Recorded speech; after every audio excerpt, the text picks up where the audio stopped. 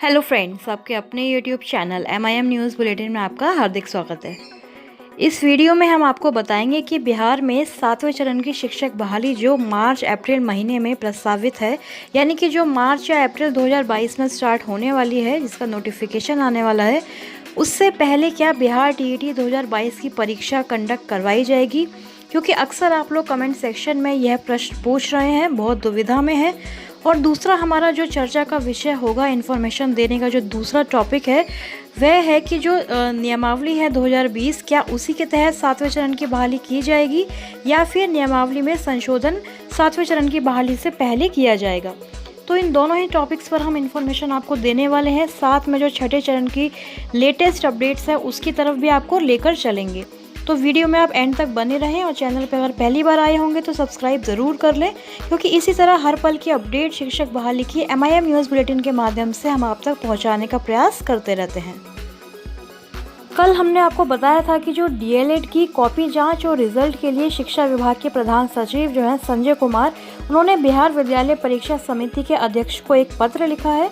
अपर मुख्य सचिव ने इन अभ्यर्थियों के रिजल्ट पर कार्रवाई करने को कहा है। साथ ही यह भी कहा कि जो रिजल्ट है उसको जल्द से जल्द जारी किया जाए, लेकिन रिजल्ट तो दूर, महीने गुजर गए हैं, अभी तक जो कॉपियां हैं यानी कि जो आंसर शीट्स हैं उनकी भी जांच शुरू नहीं हो पाई है। तो जो शिक्षा विभाग के अपर सचिव हैं उन्होंने निर्देश दिया है कि जो नवंबर 2021 में ही परीक्षा जब ले ली गई थी तो अब तक क्यों नहीं ये सारी चीज़ें हुई हैं, रिजल्ट क्यों नहीं आया। तो ये सारा जो लेटर है, ये सारी जो जांच की कार्रवाई है, उनका देने का जो मकसद था अपर मुख्य सचिव का, वो यही था कि ताकि जो आगामी नियोजन होने वाला है, जो नियमावली जो नोटिफिकेशन आने वाला है 7वें चरण की बहाली का, उसमें ये अभ्यर्थी पार्टिसिपेट कर सके तथा परीक्षार्थी के रूप में शामिल हुए CTET का रिजल्ट इनके लिए अमान्य नहीं हो जाए। तो इस चीज़ से, इस पॉइंट से यह क्लियर हो गया कि पहले तो जो आप लोग पूछते थे कि 7वें चरण की बहाली में प्राइमरी का नोटिफिकेशन आएगा या नहीं, तो उस सवाल का जवाब तो आपको इस बात से मिल ही गया होगा कि प्राइमरी का यानी कि 1 to 8 का, एलिमेंट्री की अगर बात करें तो CTET अभ्यर्थियों के लिए भी 7वें चरण की बहाली में नोटिफिकेशन ज़रूर आएगा। इसी बात को रेफरेंस देते हुए उन्होंने लिखा था कि CTET का रिजल्ट उनका अमान्य ना हो जाए, इसलिए DLED का रिजल्ट जारी होना चाहिए। तो ये DLED वाले भी उसमें पार्टिसिपेट करेंगे। तो इससे पहले तो एक चीज़ क्लियर हो गई कि जो 7th फेज़ है उसमें प्राइमरी की भी बहाली होनी है। तो इससे यह अनुमान भी लगाया जा रहा है कि जो छठे चरण की प्रक्रिया है जैसे ही समाप्त होगी, तुरंत ही 7वें चरण की शिक्षक बहाली आरंभ हो जाएगी। यानी कि फरवरी में आप लोग जानते हैं 6 फेज़ क्लोज हो रहा है, तो 7th फेज़ की शुरुआत मार्च में या फिर अप्रैल के महीने में प्रस्तावित है, तो उसी महीने में स्टार्ट हो जाएगी।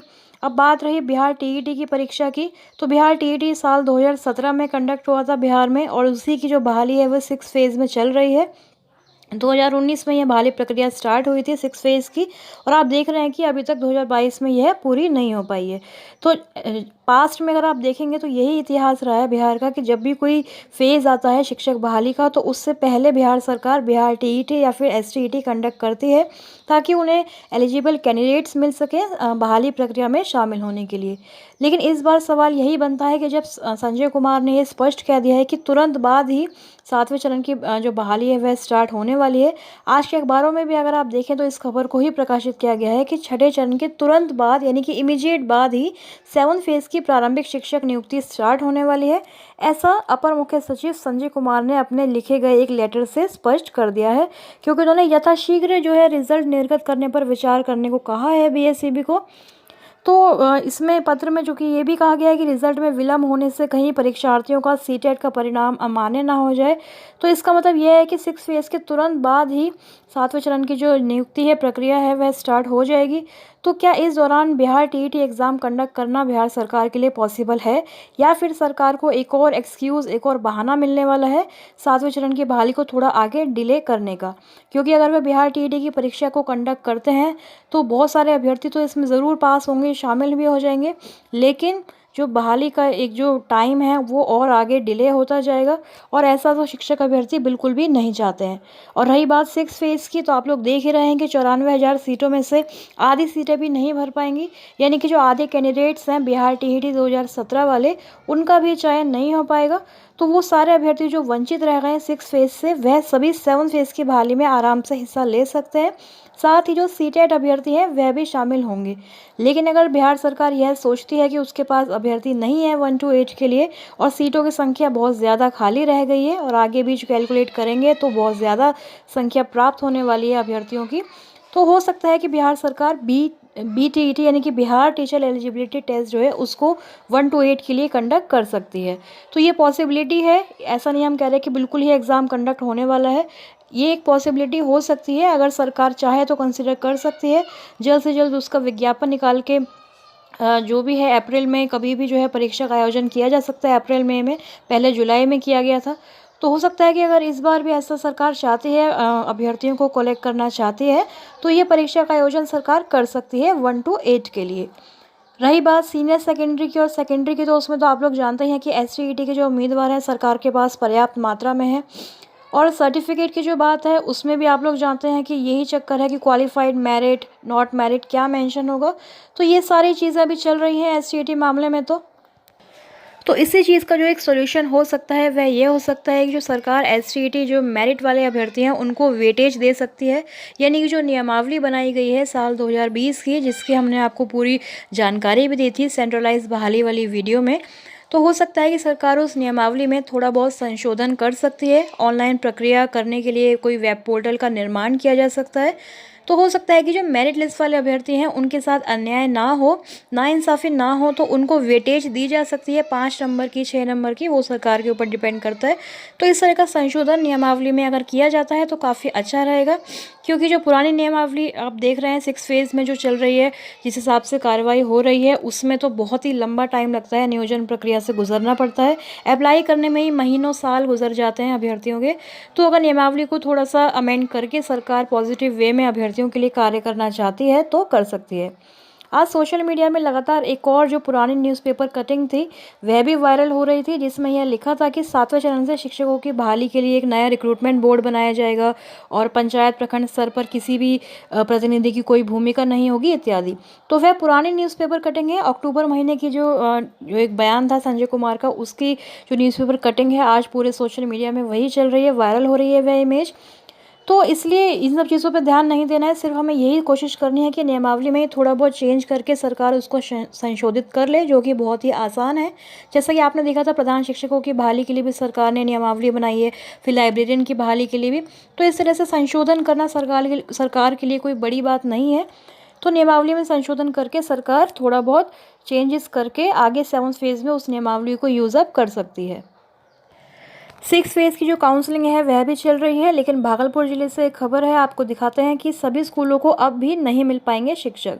तो ये भागलपुर ज़िले की खबर है कि सभी स्कूलों को अभी शिक्षक नहीं मिल पाएंगे, क्योंकि जो नियोजन में आवेदक हैं उनकी अनुपस्थिति है। मतलब कि जो एक अभ्यर्थी अगर है तो उसने 3-4 जगह अप्लाई किया है, उसका चांस है। तो अभ्यर्थी बटे हुए हैं, बहुत ही कम संख्या में जो है अभ्यर्थी काउंसलिंग कराने यहाँ पर पहुँच पा रहे हैं, इसलिए काफ़ी सारे जो पद हैं वह खाली रह जा रहे हैं।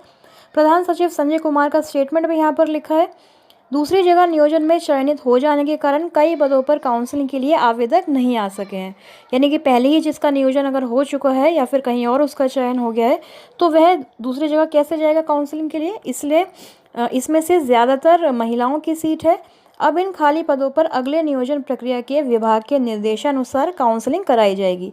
यानी कि जो 6 फेज़ है आप लोग जानते हैं यहीं पर क्लोज होने वाला है। 7th फेज़ में जाकर इन अभ्यर्थियों को चांस मिलेगा जो भी वंचित रह गए हैं।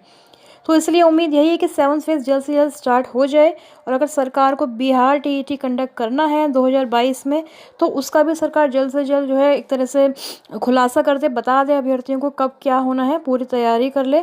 क्योंकि आप लोग जानते हैं कि अप्रैल मई में नगर निकाय के चुनाव भी होने हैं, इसके बारे में भी अखबारों में आज प्रकाशित हुआ है।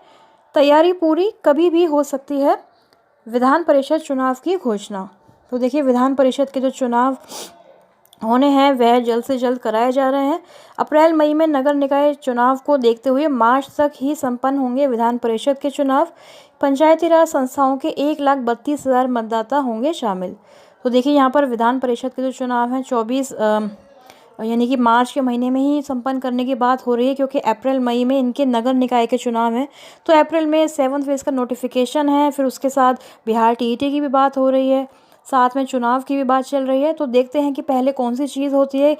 तो सभी अभ्यर्थियों की यही कोशिश होनी चाहिए कि लगातार सरकार पर दबाव बनाए रखें। सोशल मीडिया के माध्यम से हो, कोई भी ट्विटर कैंपेनिंग होती है, या फिर किसी और सेल से अगर आप कांटेक्ट कर सकते हैं शिक्षा अधिकारियों को, तो हमें ज़रूर लगातार करते रहना चाहिए, ताकि सरकार 6 फेज़ को क्लोज करते ही 7 फेज़ के बारे में तीव्रता से तत्परता दिखाते हुए विचार करे और जल्द से जल्द उसकी अधिसूचना जारी हो जाए। तो फ्रेंड्स, इसी आकांक्षा, इसी कामना के साथ इस वीडियो को भी एंड करते हैं। कोई और अगर अपडेट आती है तो सबसे पहले उसको प्राप्त करने के लिए आपको पता है क्या करना है। MIN न्यूज़ बुलेटिन को सब्सक्राइब करें एवं बेल आइकन प्रेस करना ना भूलें, ताकि सारी वीडियोस की नोटिफिकेशन आपको टाइम टू टाइम मिलती रहे। शिक्षक बहाली की सारी अपडेट्स आपको लगातार मिलती रहें। Thank you for watching.